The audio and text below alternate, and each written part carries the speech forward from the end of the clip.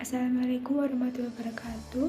Perkenalkan, nama saya Amelia Rohimawati dari kelompok 9 NIM 210131108 dan teman saya Muhammad Rizky Farizal NIM 21013110018. Di sini saya akan menjelaskan tentang materi jenis-jenis membaca, langkah-langkah aktivitas membaca, dan hambatan-hambatan dalam membaca. Di sini saya akan menjelaskan tentang pengertian membaca. Membaca merupakan kegiatan untuk menginterpretasikan simbol-simbol tulisan aktif dan kritis. Dengan membaca, seseorang dapat memperoleh informasi, ilmu pengetahuan, dan pengalaman baru. Dan ada beberapa pengertian membaca menurut para ahli, yaitu yang pertama menurut Hongson dalam tarikan 2008. Membaca adalah suatu proses yang dilakukan serta dipergunakan oleh pembaca untuk memperoleh pesan yang hendak disampaikan oleh penulis melalui media kata-kata atau bahasa tulis. Suatu proses yang menuntut agar kelompok kata yang merupakan suatu kesatuan agar terlihat dalam suatu pandangan sekilas dan agar makna kata-kata secara individual akan dapat diketahui. Kalau hal ini tidak terpenuhi, maka pesan yang tersurat dan yang tersirat tidak akan tertangkap atau dipahami dan proses membaca itu tidak terlaksanakan dengan baik. Yang kedua, menurut Yunus 2012-148, membaca merupakan seluruh aktivitas yang dilakukan pembaca untuk memperoleh informasi yang terkandung dalam sebuah bahan bacaan. Produk membaca merupakan hasil dari proses membaca, yakni pemahaman atas isi bacaan. Yang ketiga, menurut tarikan 1984, membaca adalah suatu proses yang dilakukan serta dipergunakan oleh pembaca untuk memperoleh pesan yang disampaikan penulis melalui media bahasa tulis. Yang keempat, menurut Tampu Bolon 1987, membaca adalah suatu kegiatan atau cara dalam mengupayakan pembinaan daya nalar dengan membaca. Seseorang secara tidak langsung sudah mengumpulkan kata demi kata dalam mengaitkan maksud dan arah bacaan yang pada akhirnya pembaca dapat menyimpulkan suatu hal dengan nalar.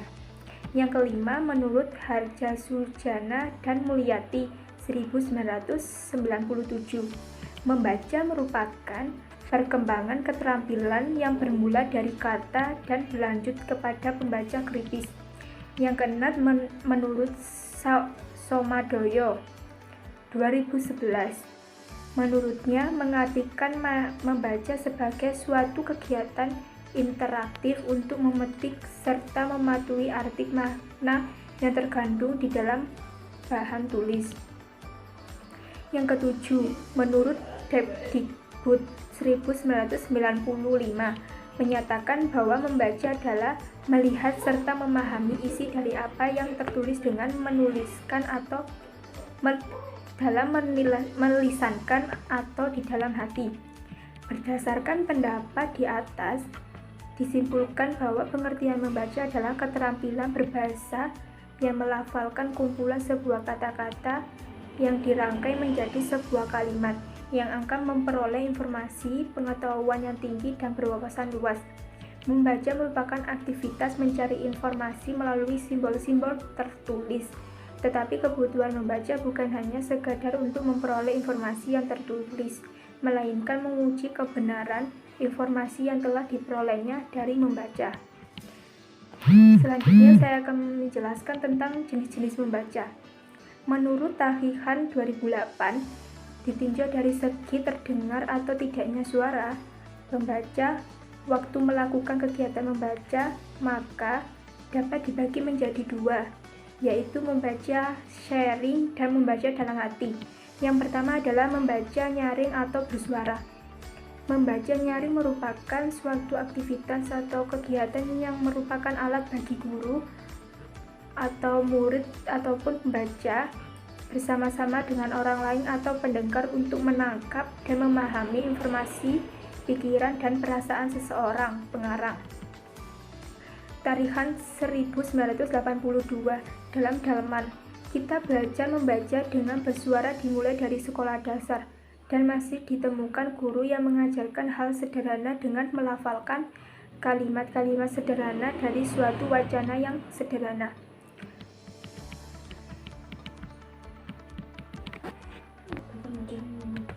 Jadi jelaslah bahwa membaca bersuara merupakan kegiatan yang dilakukan oleh pembaca bersama-sama dengan pendengar untuk menangkap informasi dan dari suatu teks bacaan. Dalam hal ini, menurut Tarikan 1993, bahwa hal pertama yang dituntut kepada pembaca yaitu untuk dapat memahami makna serta perasaan yang terkandung dalam suatu bacaan yang telah dibaca. Untuk itu, pembaca harus memahami lambang-lambang tertulis dalam teks bacaan. Selain itu, seseorang pembaca harus efektif menggerakkan bola mata sesuai kondisi bacaan tersebut. Yang kedua, membaca senyap atau dalam hati. Membaca senyap atau dalam hati adalah membaca tanpa suara, tanpa gerakan bibir, tanpa berisik, memahami dan menikmati bacaan dalam hati, dan dapat menyesuaikan kecepatan membaca sesuai kesungguhan bacaan. Menurut tarikan yang dikutip dari buku Keterampilan Membaca karangan Dalman, dalam membaca senyap, pembaca hanya mempergunakan ingatan visual yang melibatkan pengaktifan mata dan ingatan.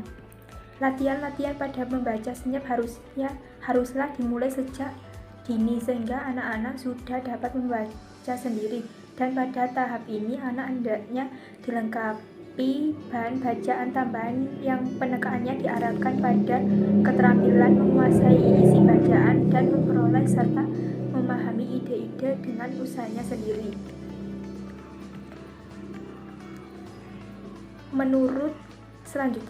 Menurut Tarikan 1997 dan Haras 2009 berpendapat bahwa dilihat dari cakupan bahan bacaan yang dibaca, secara garis besar, membaca dalam hati dibagi menjadi dua, yaitu membaca ekstensif dan membaca intensif.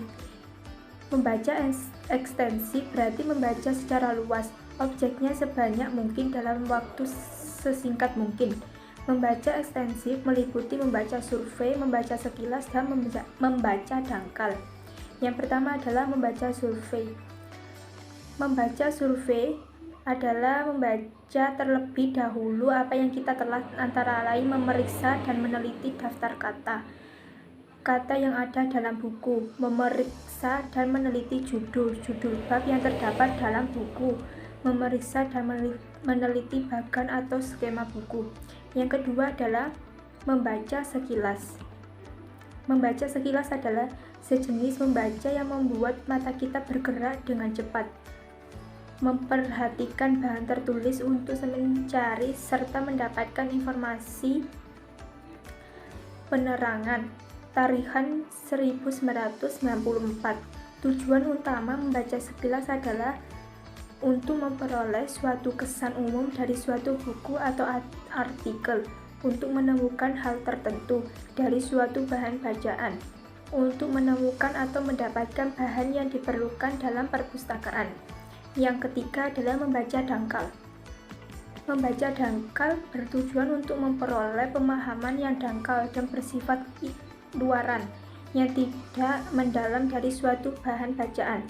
Membaca dangkal dilakukan bila kita membaca demi kesenangan, membaca bacaan ringan yang mendatangkan kebahagiaan pada waktu senggang, misalnya cerita pendek, novel ringan, dan sebagainya. Dalam membaca seperti halnya karya-karya ilmiah dapat dilakukan dengan santai namun menyenangkan, menurut Broughton dalam Dalman 1994. Selanjutnya adalah membaca intensif. Membaca intensif adalah studi saksama, teliti, dan penanganan terperinci yang dilaksanakan di dalam kelas terhadap suatu tugas yang pendek, kira-kira 2-4 halaman setiap hari. kuesioner, latihan pola-pola kalimat, latihan kosakata, tela kata-kata, dikti, dan diskusi umum merupakan bagian dari teknik membaca intensif. Menurut Tarihan dalam halaman 1994, teks yang digunakan tidak lebih dari 500 kata. Membaca intensif dibedakan menjadi dua, membaca tela dan membaca tela bahasa. Yang pertama adalah membaca tela isi, terdiri dari membaca teliti yang hampir sama dengan membaca sekilas, membaca pemahaman yang bertujuan untuk memahami standar-standar atau norma-norma kesastraan dalam pola fiksi. Membaca kritis adalah kegiatan yang dilakukan secara bijaksana dengan bertujuan untuk memudahkan keseluruhan bahan bacaan, baik makna baris-baris, makna antar baris, ataupun makna balik baris. Membaca ide adalah sejenis membaca yang ingin mencari, memperoleh, serta memanfaatkan ide-ide yang ada dalam bacaan.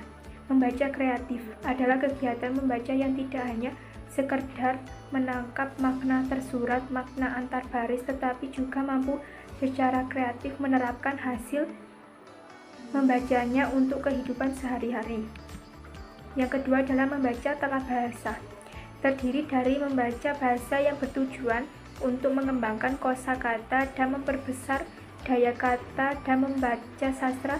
Dalam membaca sastra, perhatian pembaca harus dipusatkan pada penggunaan bahasa dalam karya sastra. Apabila seseorang dapat mengenal serta mengerti seluk-beluk bahasa dalam suatu karya sastra, maka semakin mudah dia memahami isinya serta dapat membedakan antara bahasa ilmiah dan bahasa sastra. Yang ketiga, membaca memindai, yaitu membaca dengan cepat suatu bahan bacaan untuk mendapatkan suatu kesan awal atau untuk menemukan sesuatu yang kita cari yang mungkin terdapat dalam bacaan tersebut. Menurut Puji Santoso 2007, agar murid bisa melakukan membaca memindai diperlukan bimbingan dan latihan dari seseorang guru. Yang keempat adalah membaca scanning. Membaca scanning adalah keterampilan membaca yang bertujuan untuk menemukan informasi khusus dengan sangat cepat. Oleh karena itu, dalam kegiatan membaca ini, kita tidak perlu membaca teks bacaan kata demi kata dan tidak perlu pula membaca secara teliti keseluruhan bahan bacaan yang kita butuhkan. Pembaca perlu diketahui yaitu bagaimana. Tidak perlu pula membaca secara teliti keseluruhan bahan bacaan yang kita butuhkan.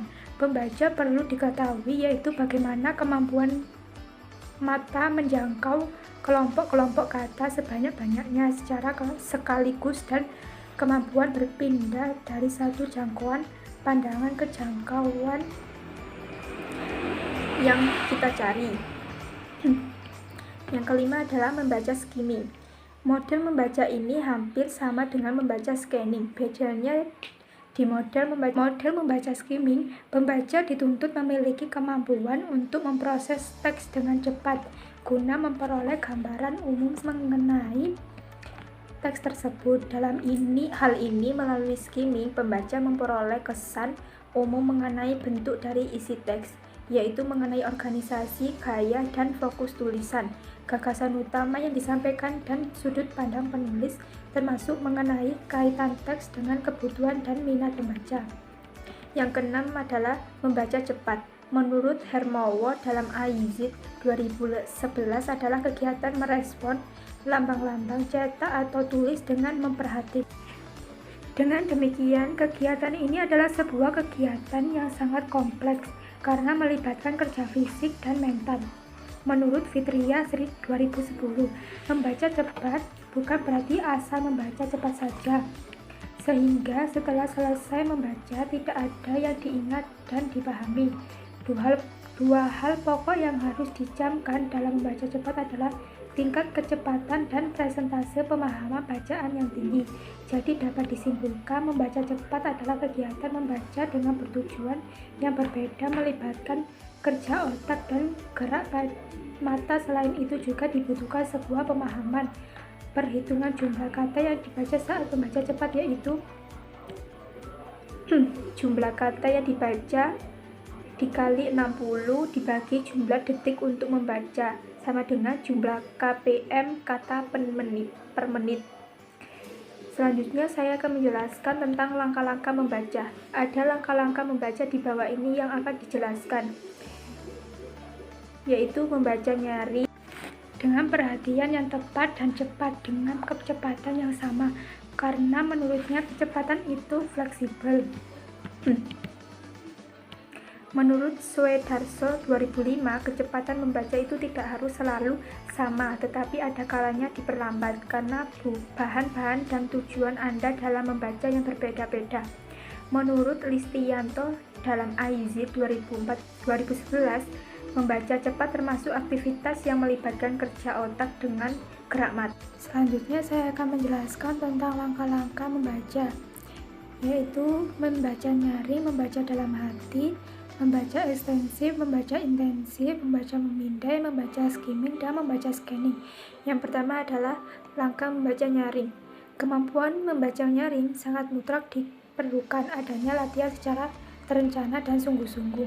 Menurut Kusmana 2011, hal-hal yang perlu diperhatikan oleh pembaca nyaring adalah sebagai berikut: mengerti makna dan pesan yang terkandung dalam bahan bacaan, memiliki kemampuan menafsirkan lambang-lambang grafika, membagi pandangan untuk bacaan dan pendengar, dan melafalkan lambang bunyi dengan artikulasi, nada, dan jeda yang baik dan tepat agar jelas. Menurut Tarikan 1986, untuk membantu para pendengar menangkap serta memahami maksud sang pembaca, maka sang pembaca biasanya mempergunakan berbagai cara, antara lain dia menyoroti ide-ide baru dengan mempergunakan penekaan yang jelas, dia menjelaskan perubahan dari satu ide ke ide lainnya, dia menerangkan kesatuan-kesatuan pikiran di dalam satu kalimat dengan penyusunan kata-kata yang tepat dan baik, menghubungkan ide-ide yang bertautan dengan jalan menjaga suaranya agar tinggi sampai akhir dan tujuan tercapai, menjelaskan klimaks dengan gaya dan daya ekspresi yang baik dan tepat. Yang kedua adalah membaca memindai. Berikut langkah-langkah membaca memindai, antara lain: putuskan penggalan kata yang akan menjadi kata kunci. Setelah itu, cari pada halaman mana kalian bisa menemukan kata kunci yang kalian cari tersebut. Gunakan indeks yang ada pada halaman lampiran belakang buku. Jika tidak ada indeks ataupun ada indeks pada buku, persempit wilayah pencarian dengan cara membaca pada daftar isi. Apabila kalian menemukan nomor halaman pada daftar indeks, periksa ulang nomor halaman tersebut pada halaman daftar isi.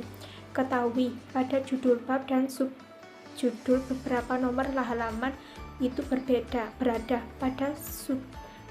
apa sudah sesuai dengan apa yang sedang dicari. Lakukan baca pindai halaman yang ditemukan, dan jika ditemukan kata kunci yang dimaksud, baca satu kalimat dengan kata kunci tersebut berada. Yang ketiga adalah membaca scanning.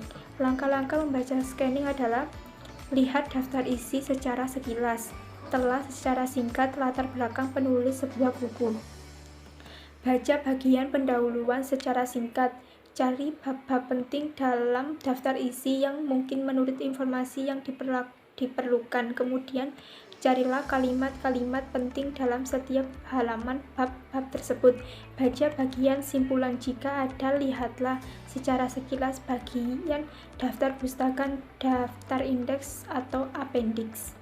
Yang keempat adalah membaca skimming.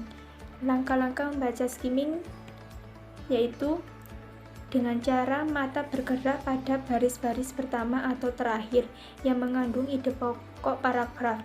Kemudian gerakan mata melompat dan berhenti pada beberapa fakta, detail tertentu yang penting, dan menunjang ide-ide pokok. Langkah membaca skimming antara lain: buatlah pertanyaan mengenai hal yang dicari atau diperlukan. Apabila yang dibaca adalah buku, lihat daftar isinya dan carilah bagian yang mungkin menurut informasi yang diperlukan. Telusuri setiap baris bacaan secara teliti dan seksama. Untuk sebuah buku, telusuri paragraf atau subbabnya. Berhenti jika menemukan kalimat atau judul yang dicari. Bacalah dengan kecepatan normal dan pahami dengan baik makna yang telah dicari. Yang kelima adalah membaca cepat. Memiliki beberapa langkah antara lain. Yang pertama, sebelum membaca diusahakan rileks agar bisa membaca dengan nyaman dan tanpa tekanan. Yang kedua, tentukan tujuan sebelum membaca buku. Yang ketiga, lihat materi bacaan. Ada beberapa bab dalam buku tersebut. Temukan ide pokoknya, hindari kebiasaan buruk dalam membaca. Pahami beberapa kata sekaligus dan lakukan pergerakan mata dengan cepat dan sinkron dalam membaca bacaan. Selanjutnya saya akan menjelaskan tentang hambatan-hambatan dalam membaca. Dalam membaca tidak selamanya berjalan secara lancar, pasti ada hambatan-hambatan yang terdapat di dalamnya, mulai dari jenis membaca, nyaring hingga membaca skimming. Di bawah ini akan dijelaskan tentang hambatan-hambatan membaca. Yang pertama adalah membaca nyaring. Membaca nyaring memiliki beberapa hambatan, antara lain bacaan antara murid satu dan murid lainnya tidak sama. Guru sulit mengkondusifkan para siswa, dan intonasi juga pelafalan kurang pas. Yang kedua adalah membaca dalam hati. Memiliki beberapa hambatan, antara lain tidak dapat sepenuhnya menghilangkan vokalisasi, kesulitan menghilangkan gerakan anggota badan, dan saat membaca disertai dengan memegang benda, misalnya pensil dan lain sebagainya. Yang ketiga adalah membaca memindai. Memiliki beberapa hambatan, antara lain pandangan mata yang semestinya mengikuti kata per kata, membaca dengan mengeluarkan suara, membaca menggunakan mulut yang komat kamit, membaca mempergunakan alat tunjuk, dan tergoda membaca secara keseluruhan dengan pelan. Yang keempat adalah membaca scanning. Memiliki beberapa hambatan, antara lain tergoda membaca secara keseluruhan, tidak menemukan hal yang penting dalam daftar pustaka dan halaman daftar pustaka yang sering terlewat. Yang kelima adalah membaca skimming. Memiliki beberapa hambatan, antara lain tidak sinkronnya mata dengan setiap kata yang dibaca, tidak menemukan hal yang penting dalam daftar pustaka, dan tidak berkonsentrasi dalam memahami bacaan. Yang keenam, membaca cepat juga memiliki beberapa hambatan, antara lain membaca dengan mengeluarkan suara, membaca satu persatu kata, menggunakan alat bantu saat menunjuk bacaan, menggerakkan anggota tubuh mulai kepala hingga kaki. Karena itu sangat mengganggu dalam membaca cepat, tidak konsentrasi karena berpikir di luar bacaan. Dan yang terakhir, mengulang-ulang bacaan. Selanjutnya akan dijelaskan oleh rekan saya. Sekian, terima kasih. Baik, saya akan melanjutkan materi berikutnya, yaitu tentang langkah-langkah membaca. Yang pertama yaitu membaca nyaring, yang kedua membaca memindai, yang ketiga membaca sunning, yang keempat membaca skimming, dan yang kelima membaca cepat. Kesimpulan dari contoh artikel di atas yaitu kesimpulan berdasarkan hasil penelitian, analisis data, dan pembahasannya. Kesimpulan umum dari penelitian strategi Cooperative Learning Model dalam pembelajaran IPS untuk perolehan belajar konsep uang dan lembaga keuangan di kelas 9 MTS Negeri Ketapang sebagai berikut. Yang pertama yaitu rencana pelaksanaan pembelajaran dalam strategi Cooperative Learning Model Jigsaw dalam pembelajaran IPS kelas 9 MTS Negeri Ketapang telah disusun oleh responden sesuai dengan ketentuan. Penyusunan rencana pelaksanaan pembelajaran telah memenuhi komponen-komponen yang ada, yaitu identitas mata pelajaran, standar kompetensi, kompetensi dasar, indikator pencapaian kompetensi, tujuan pembelajaran, materi ajar, alokasi waktu, media pembelajaran, kegiatan pembelajaran meliputi pendahuluan, inti, dan penutup. Penilaian hasil belajar, sumber belajar, responden telah melaksanakan pengintegrasian Cooperative Learning Model Jigsaw ke dalam rencana pelaksanaan pembelajaran dengan tepat. Pengintegrasian tersebut terlihat pada kegiatan inti. Yang kedua yaitu langkah-langkah strategi Cooperative Learning Model Jigsaw dalam pembelajaran IPS kelas 9 MTS Negeri Ketapang yang disusun oleh responden telah sesuai dengan pendapat para ahli. Langkah-langkah kooperatif learning model Jigsaw tersebut meliputi pembentukan kelompok ahli, diskusi kelompok ahli, diskusi kelompok asal, diskusi kelas, pemberian kuis, penghargaan. Yang ketiga yaitu perolehan belajar konsep uang dan lembaga keuangan mata IPS dengan strategi kooperatif learning model Jigsaw kelas 9 MTS Negeri Ketapang. Memperoleh nilai yang memuaskan perolehan belajar pada materi uang, terdapat 2 siswa yang belum tuntas karena mendapat nilai 70 atau kurang dari KKM. Berdasarkan nilai rata-rata kelas, secara umum telah tuntas karena nilai rata-rata kelas 95.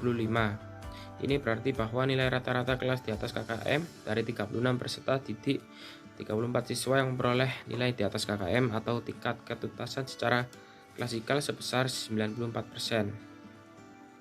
Sedangkan pada materi lembaga keuangan, semua siswa tuntas karena mendapat nilai terendah 80 atau sama dengan KKM. Berdasarkan nilai rata-rata kelas, secara umum telah tuntas karena nilai rata-rata kelas 95,28. Ini berarti bahwa nilai rata-rata kelas di atas KKM. Dari 36 peserta didik, semua siswa memperoleh nilai di atas KKM atau tingkat ketuntasan secara klasikal sebesar 100%.